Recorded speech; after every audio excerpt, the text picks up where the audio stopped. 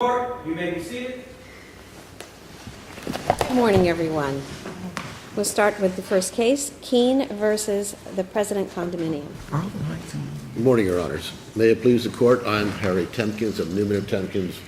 I represent the appellant, Brian Keane, in this appeal concerning the lower court's ruling as to the summary judgment entered against him by the... Counsel, can you do me a favor and speak up a little bit? It's hard to hear in this room, believe it or not. And counsel, would you like to reserve some time for rebuttal? 2 minutes should be enough, Your Honor. Is that any better, Your Honor? Yes, yeah, that's fine. Thank you. It's just a preliminary background because on this matter. Mr. Keane purchased a condominium unit at the Presidential in 1998, and about a year later purchased a license for the use of a parking space for as long as he owned the unit. Let's get right down. We understand the facts of the case, counsel. Let's get right down to the issue of the license itself. I mean, both sides seem to agree it's a license. Am I correct? I'm sorry, I didn't hear the last Both one. sides agree it's a license? It's a license, yes. It's not an easement that runs with the land or anything like that? It's always been a license.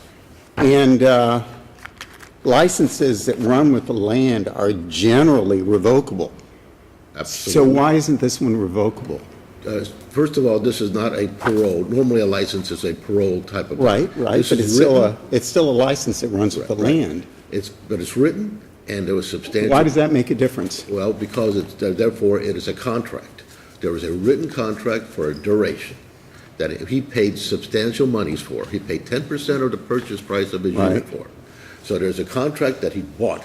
It's not like normally where you just give it, somebody loses it, and then when they decide that they don't want to use it, or the owner says, you can't use it any longer. Well, can you point me to a case that says, on that first issue, can you point me to a case that says there's a difference between an oral license and a written license? One is a contract and one isn't? I'm sorry. That's all right. The acoustics are bad, and my voice runs down also. I'm sorry to have mumbled. Can you point me to a case that says there's a difference between an oral license and a written license to go with your argument that since this is a written license, it's a contract?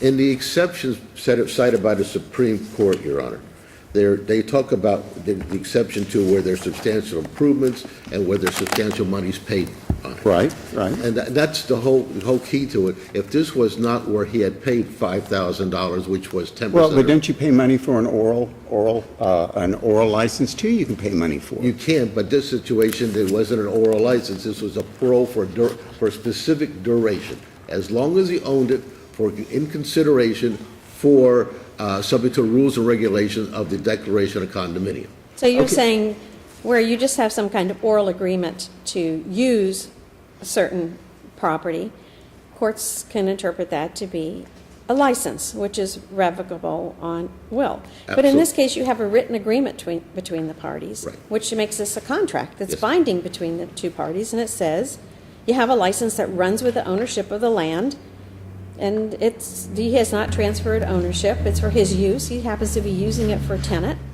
and you're stuck by your written deal. Absolutely. And so you're Subject to the Declaration of Condominium, which specifically under 7A or 7B specifically says that a parking space, which is a limited common element, can be used by the family of the owner and his tenant. That's Where does it say that? in the Declaration? Yes. Under paragraphs, in my reply brief, Your Honor, under section 7C2, documents say parking spaces, if and when used, there shall be assigned to individual unit owners by the developer or the associate, shall constitute a portion of the limited common elements. Right. Okay? It says further that such exclusive rights shall extend to the owner's family members, guests, licensees, and invitees to the exclusion of all others. Okay.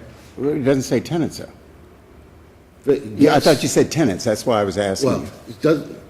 But it also says any unit owner, also you can only assign your limited common element to another unit owner.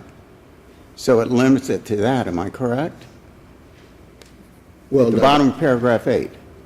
Your paragraph A does say that, but going under paragraph B, it's with the emphasis, we added the emphasis that are subject to exclusive rights to owners, the survey, and again, to the owner's family members, guests, lessees. Okay, does it say lessee? Okay, I didn't see it here. Lessees. Okay. Which is, to me, the same as a tenant. Right. But right. he's not trying to assign this. No. He still owns the property, and Yes, he has yes. a tenant in it, and he wants the tenant to park in his space. Right, and he was locked out. They changed the lock on the remote Right. so that he couldn't use it. I still want to go back to my first question. You keep making a distinction between an oral license and a written license. I still don't see a case that makes that distinction.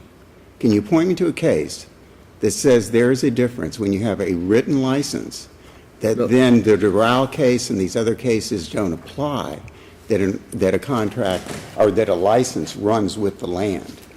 No, sir, I don't have a specific that uses that specific. I understand your logic. I was just wondering if you could point me to a case I that don't makes that have a distinction. specific site that says specifically that. It's just the fact that this was a written contract. Right. As Judge Wells says. How do we interpret the part of the parking space license that's written that says at the bottom, which license shall run with the ownership of Unit 4A, which I agree, that's in there. And then it says of the present condominium, and is specifically for the use of the owner. How do we interpret that? Well, the use is a general term. It doesn't say he has to park in it. It's for his use. I interpret it to mean the owner uses it. Well, that's my interpretation. But do we have an ambiguity here? Well, it may have an ambiguity, but the point is that the Declaration of Condominium says the owner uses it, and the owner has the right to let his tenants use it. So the use is a general term. He can use it by having his family members use it, Right. use it by having the tenants use it, Or use have it a by guest him use using it. Even if it says that a lessee can use it, and I'm off the top of my head asking these questions because they occurred to me when I was researching this. We still have the problem that case law says, unless it's an easement, easements run with the land.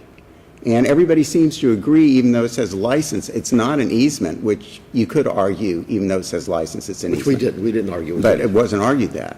So I'm still perplexed with the cases that all say, hey, this even though you've got it, it's a license, it's revocable unless the only exceptions in all the cases I found was that the permittee expended large sums of money or incurred heavy obligations, and we don't seem to have that here. And I understand your argument, and it seems kind of illogical to me that when I have a license and I have a condo, that if I lease it, I can't lease it with the parking space, or it'll be taken away from me. My problem is I'm looking at the cases, and how do I get around that? How do I get around that? Every case I looked up said this is the only exclusion of a license that runs with the land, or license on land. The Supreme Court has said that equity will allow us to keep this license. Right. It would be inequitable, if I can use that term. I understand to what take you're away saying. this Sure. license that he paid a substantial consideration for Sure. in a written agreement. Sure. After the closing, and was used. And the association let him use it and rent it out for almost 10 years before the new board came in and said, you're out. Right. By locking him out. Right. They didn't go to court and seek an eviction lawsuit. Is there any type of an equitable argument to be made here that because it was allowed to be used for such a long period of time, therefore you shouldn't be allowed to revoke the license? Absolutely. Not only do we have the equitable argument, which we cited in our brief, and the Supreme Court case Right. said it would be inequitable to do something, that they have basically slept on, if they had these rights, for 10 years. They've allowed him to use it. They approved the tenants. They let him use it. He's paid his maintenance. The condominium documents say you cannot do anything yourself. The association has done. He's done everything he's supposed to do. He's done everything right, except the Counsel, doesn't this court's decision in Homestead Miami Speedway answer? Doesn't this court's decision in Homestead Miami Speedway versus the City of Miami basically answer that question? Because this is this says license is a written contract, but in that case it said no, a license, just a plain old license, is revocable at will and can't be assigned. Well, this thing is signed by the people here, and it's not revocable at will. It runs with the land.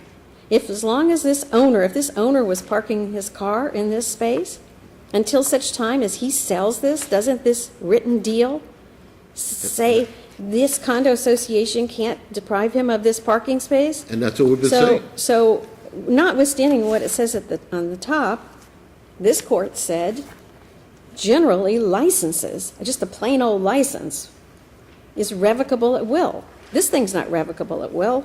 And that's It's been our it's a argument written all along, deal. there, Your Honor, that they could not, you just unilaterally lock us out. And that's what and the Judge Venzer, when she heard it on the first time around, said, we have a license. And she said, well, I'm not going into whether you put substantial money or not. And she said counts 3 and 6 are going to trial. She said there's issues of fact or law. Well, the subsequent judge, I understand what you're saying, but the subsequent judge went ahead and granted the summary judgment. Well, on the everything. summary Yeah. judge, the second court judge, Which right after Judge is what we're here on. I understand that the first judge said ABC, but we're here on the second issue. Your point being, the judges couldn't make up their mind. Well, so that by itself would create an issue. And then the Judge Rodriguez says, you didn't file an affidavit, so you didn't file an affidavit in opposition, even though the file is Well, replete. what's our court's burden on a summary judgment on contract interpretation? If this written thing signed by everybody is a contract, what is our standard of review? Isn't it de novo? I'm sorry, I'm having such a trouble hearing you, Your Honor. It's hard to hear. Isn't our standard of review on a written agreement, interpretation of a written agreement, de novo? You know, we do it ourselves, de novo? It wouldn't be, Your Honor, because in this situation. That was a because- friendly question, That was a friend, you might counsel. want to say Holy yes. mackerel. You might want to say yes. It is. I thought you meant was it de novo for the judge to rehear it again on a No, new motion here. for summary judgment. Here, yeah. But the answer is, of course, but as you said, and I appreciate that. But what I'm saying is that in this fact situation here, the court had already ruled that there was issue of fact or law, that we have a license, and Right, but a subsequent judge in this type of situation has the jurisdiction and authority to do what the judge did, right or wrong. In their decision, they had the authority to do that. Am I correct? except in this situation, your answer is yes, you're correct. But I mean, I'm not saying they're right or wrong, the subsequent judge. But in this situation, they asked for a clarification. Right. And even though it's titled a second motion for summary judgment, if you look for the prayer of relief, the prayer of relief says a clarification or a rehearing. Right. So it actually wasn't a new summary It judgment. wasn't. But a trial judge always has the jurisdiction to revisit summary judgments that a prior trial judge has entered into in the case. I don't know if they can revisit it without it being timely filed within the 15-day period. Or unless for something rehearing. They can new, revisit. or unless something new comes up. Something new, and nothing new came up in this fact situation here. This was 2 months later, nothing transpired. Well, It is still your comes argu- to us for de novo review. Absolutely. Doesn't make any difference. Your argument is that the subsequent judge didn't have the jurisdiction to go ahead and do what she did, therefore the time limitation had run to file an appeal on the first issue, is it? Well, the judge granted our motion, eventually, that motion for clarification was untimely, but she took the second motion for Right. summary judgment as a new motion, even though it was asked for Gotcha. as a rehearing. Gotcha.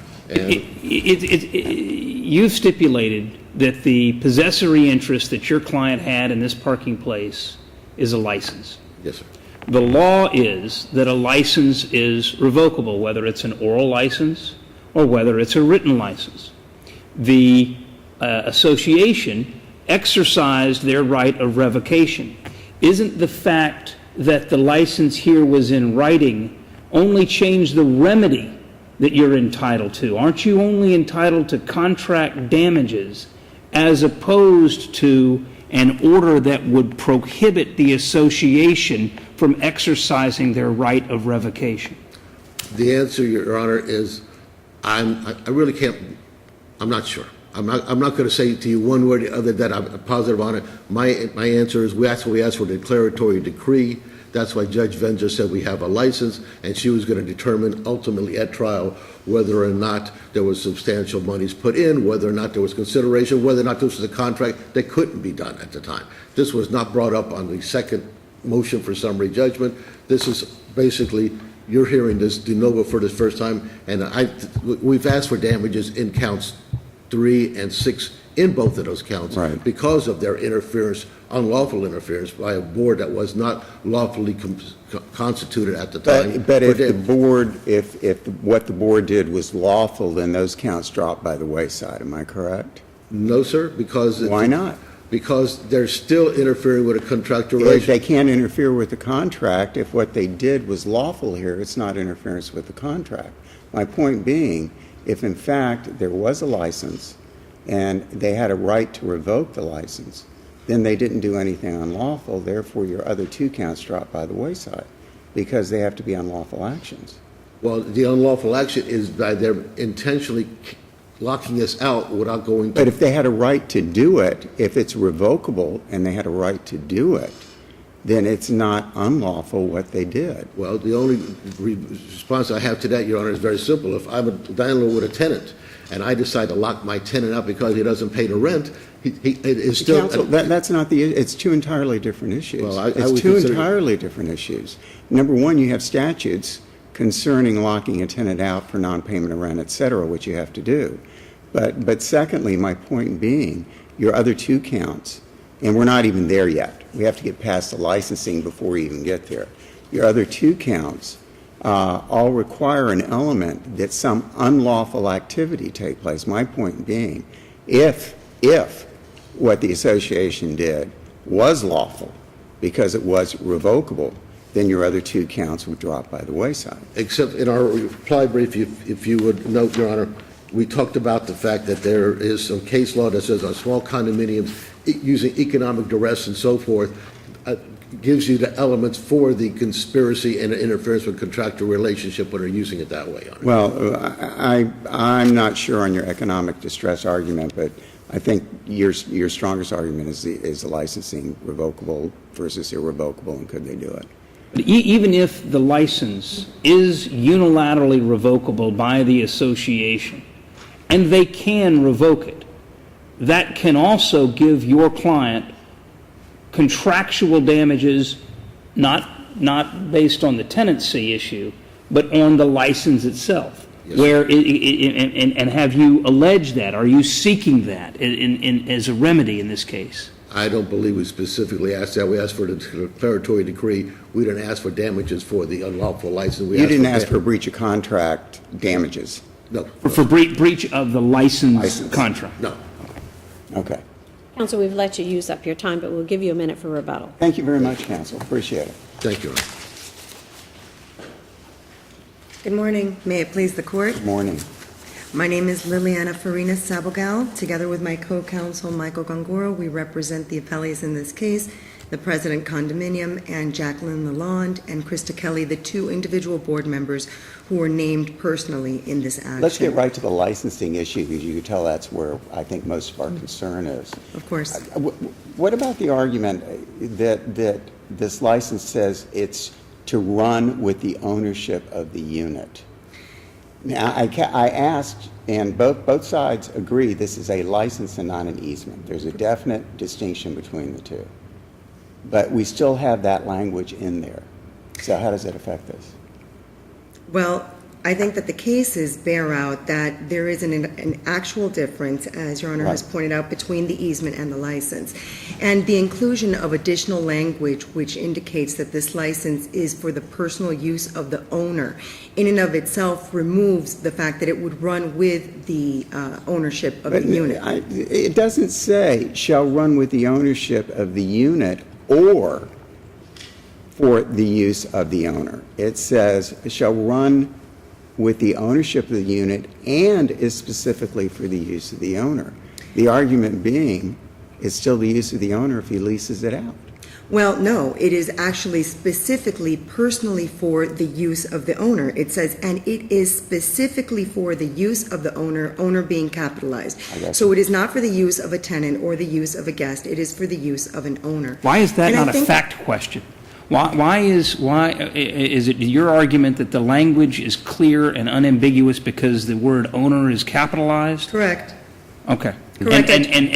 But isn't it then isn't that provision qualified by the next phrase, which says, subject to all the rules and regulations of the President Condominium Association? And don't those rules and regulations define certain allowances for parking spaces that belong to the owner? No. And if they do, they're certainly not part of the record here. One of the Well, main distinctions they were just, I mean, counsel just read. that he cited them in his brief does not make them part of the record before this So court. the condominium documents are not part of the record in this? No, ma'am. In They this are case? not. They are not. They were not made part of the issue. They were not attached to any of the pleadings in this case. The argument has never been that the condominium documents offer any relief or support for this parking space. Well, the question is, you're here on behalf of a condominium enforcing how do you get the ability to force anything? Where's your condo documents that say you have any right to do anything here? Both sides have sought attorney's fees based on the condo documents. So you're saying, poof, that disappears, you're done under the condo documents? No, You have nothing to... Pardon me. What I'm saying is the argument that the appellant is trying to make is that this is a run-of-the-mill parking space that is assignable under the condominium documents. He cites to the condominium documents as if this was a limited common element parking space, as any of the parking That's not what you spaces that said. you've seen. You said the condo documents are not part of the record here, so he can't rely on them. Is that your position? He has not attached them to, he did not attach the declaration of condominium as part of his pleadings. So They have been filed, they've been filed Have in you the court. attached them to anything at all? Are you? There have been filings in the court that I believe do attach the documents. In the So they court are part of the below, court or- They are record. part of the yeah. record. Well, they're part of the record, they're not part of his pleadings, pardon my misstatements. They Okay. were not But they are part of the record They below. they will be found in the record, yes, sir. So then if they're part of the record below, we can consider those documents. Of course, you can consider anything Right. that's part of the But record. back to my question as to whether it's a fact issue. Certainly, the course of dealing between the parties since 1999 until when the revocation purportedly occurred, the tenant of Mr. Keane was using this space with the permission and consent of the condominium association.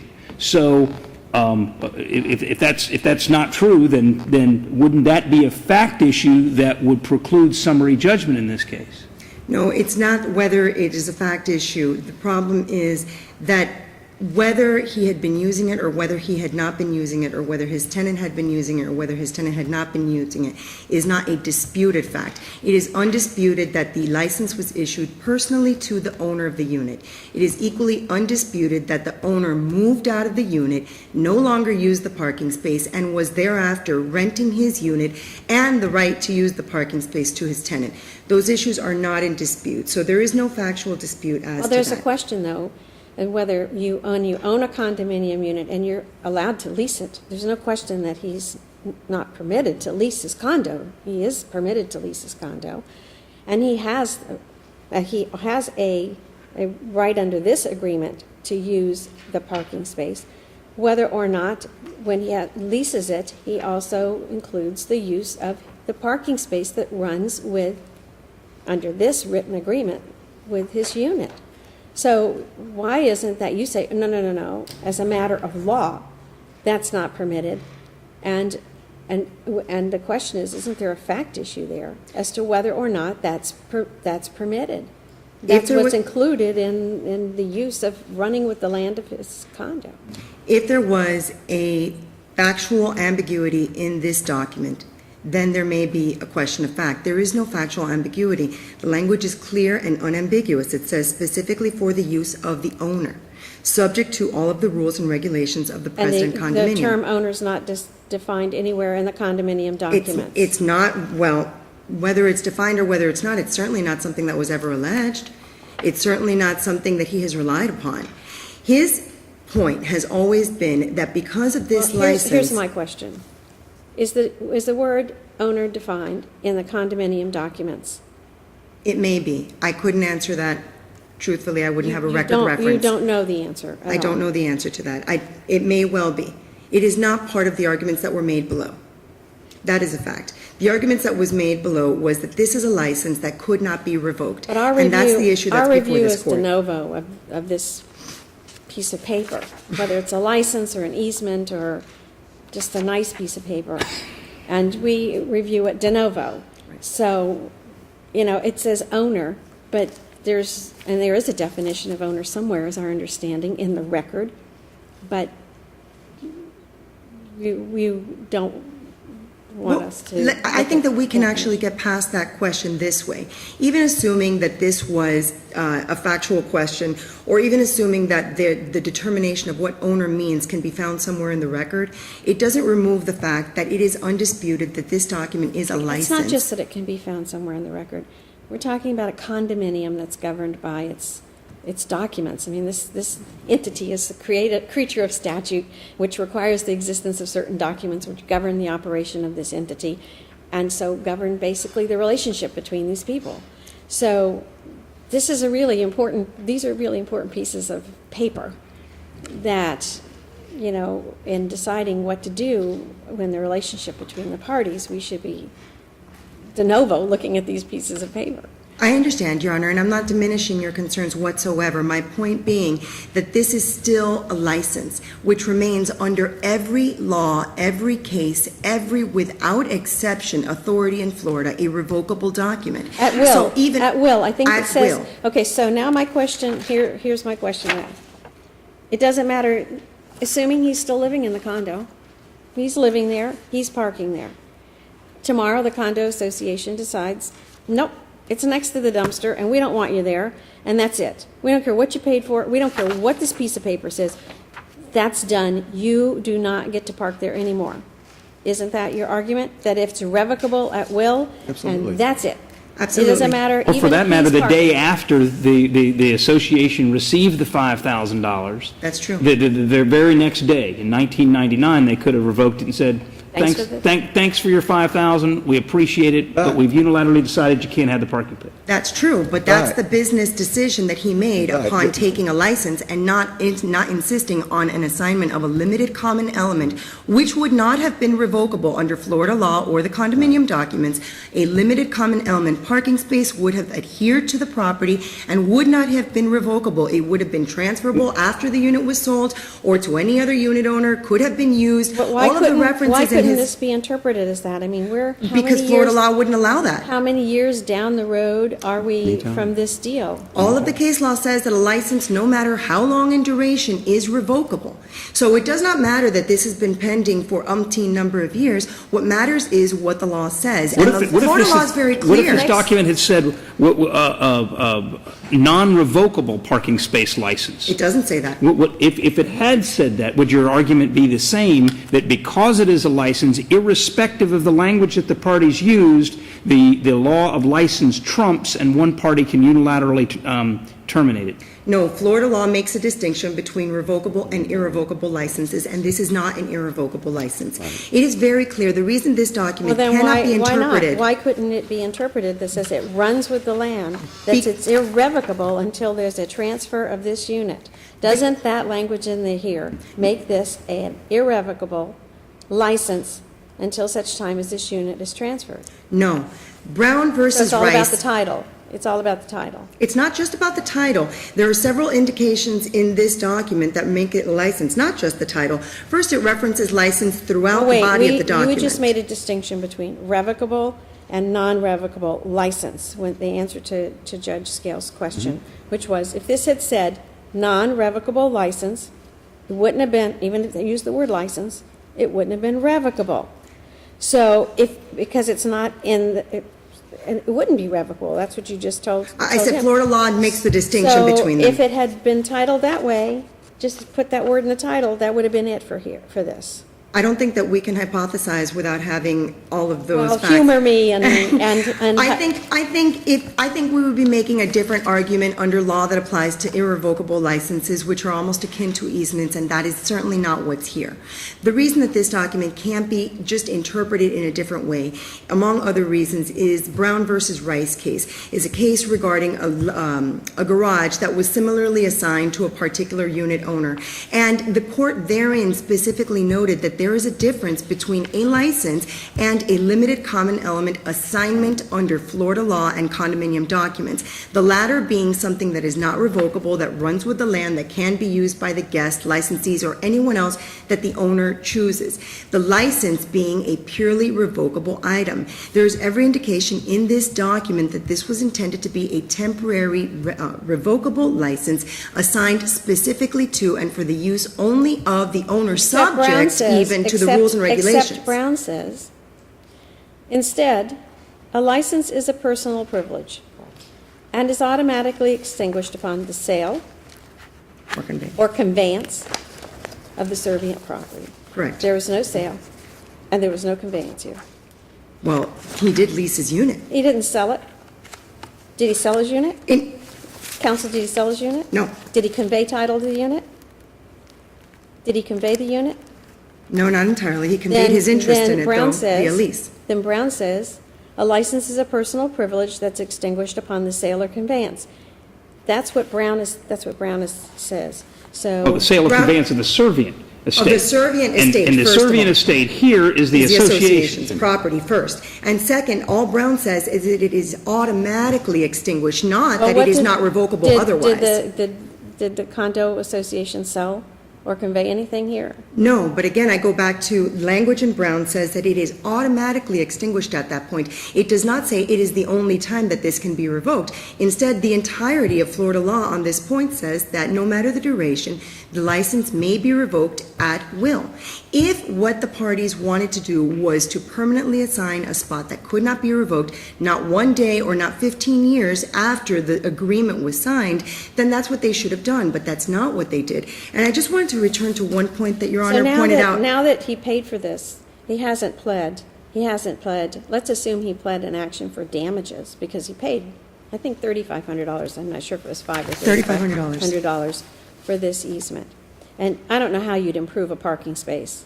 People don't go out there and draw their own lines, and they don't build things on parking spaces. You Could have know, built you park maybe a your car- carport. You park your car. If the association were allowed to build a property. Right, so you don't improve a parking space. But you lose the right, you use the ability to use something that you thought you paid $3,500 for. So he could have brought a claim for breach of contract, for damages against the condo association for not letting him to continue to use this space until he sold this unit, correct? Well, he could have brought any number of claims. He would have had to have a basis. He would have had to find a breach. And if the document, as Florida law strongly states, Well, he is didn't- a there was no revocable sale of the document, then unit. there's no breach. There's no sale of this unit. There's a written deal says runs with the land until it's sold, so there was no sale of this Well, unit. that ties into the point that Your Honor began with while the appellant was arguing, that the license is, that this is a contract rather than a plain old license. And I just wanted to bring the court's attention to the fact that every agreement where there is an agreement, I will give you this and you will give me this, and there's consideration involved, is a contract. So at every juncture, a license is always going to be a contract. That doesn't make- That's why case law makes no distinction at all There's no between a distinction written license whatsoever. or an oral license. Absolutely, and that's why the What appellant is your can't best, find what's distinction. your best case that says there's no distinction between a written and an oral license? There is no case law that says that. The plain and simple fact is that if you go through every case cited What by is your best either case of dealing with a written license? Dance versus Tatum talks about it, Seaboard Airline Railroad Company talks about it, Brevard specifically. Those are written license cases? In Brevard County specifically, there was a written license. The document was labeled, in fact, in that case, it was labeled an easement, and it used the terms license and licensee within its body. And the court even though determined the it was parties a license. attempted to do an easement, they improperly did so. And by the nature of the document, making it personal and making it irrevocable, it is a license. And so the fact that this document is written or not written That does not doesn't remove matter. its nature. That doesn't matter, because all the cases, no case makes the distinction. None. Even the cases dealing with written or not. None. So going back to, it may be a bad business deal is your argument. You may pay $3,500, but you got a license, and a license is revocable. Correct. It doesn't matter how long, when, where, how, why. It doesn't matter if you're doing everything right. If the association decides they want to revoke it, they can revoke it. Yes. and it doesn't matter that he's out the $3,500. No. But again, we don't dictate the business terms. He could have negotiated for a limited common element spaces, which does exist in the parking area of the condominium and which other owners do have. He could have gotten that. Maybe he would have paid more for that. Instead, what he got here was essentially the temporary right to occupy a part of the common elements of the association. It is akin as if he would have gotten the temporary right to occupy a portion of the lobby and set up signs for his business. So he got a license, he paid $3,500 for the exclusive right to occupy a portion of what everyone else can use, which is the lobby. That's what he got here, a portion of the parking area next to the dumpster. It is not a designated limited common element area, and there's a very clear distinction in Florida law under Chapter 718 and the condominium documents that designate specifically what limited common elements are. Those are assignable, those transfer. A license Except to in use this a case, according to you, we can't look at the condo documents because they weren't attached. Well, what my argument was, so that I'm perfectly clear, is that he did not make none of his pleadings make an rely argument upon. based on the That's not his argument. His argument has never been, until the last reply brief, that this is a limited common element. It is very clearly not a limited common element. He never received such an assignment. There's no argument or any substantiation for the fact that he did. What's very clear here is that what Counsel, was... we've let you go about 3 times over your time. So, I apologize. so in conclusion, you would like for us to what? Affirm the summary judgment below, as they're purely legal issues. Your owners can see what the courts before you have said and what the documents Just so I'm say. clear, your argument is, look, we don't need to get any factual issues because this is a revocable license. It was not irrevocable. It's revocable under Florida law. We can revoke a license no matter what. Absolutely, unambiguously stated in the documents, and in any event, there was no justiciable, there was no factual issue raised by any affidavit or deposition. You can go through the entire record. And the answer was yes. Thank you. Thank you very much, Thank you, Your counsel. Honors, I apologize. Thank you. Just very briefly. 1 minute, counsel. To correct something, the purchase Counsel, price would you was... stand in front of the microphone? We To can't. correct something, the purchase price was $5,000, $1,500 down, and then $3,500. $3,500. Secondly, Yeah. this is a license with a specific duration. It is not one of these licenses that are just at will as long as you want it. This was a contracted for a specific duration. He lived up to it. He's had the duration. He paid valuable consideration for it, 10% of the purchase price of his unit, and it's as simple as that. They do not have the right to turn a license that has a specific duration, subject to the rules and regulation of the condominium, which was part of the license, which says that this parking space is a limited common element, and the document itself says, which is part of the court file, that a parking space can be assigned or can be used by a lessee, which he did. It's as simple as that. Thank you, counsel. Thank you Thank you both. both. Thank you, Your Honor.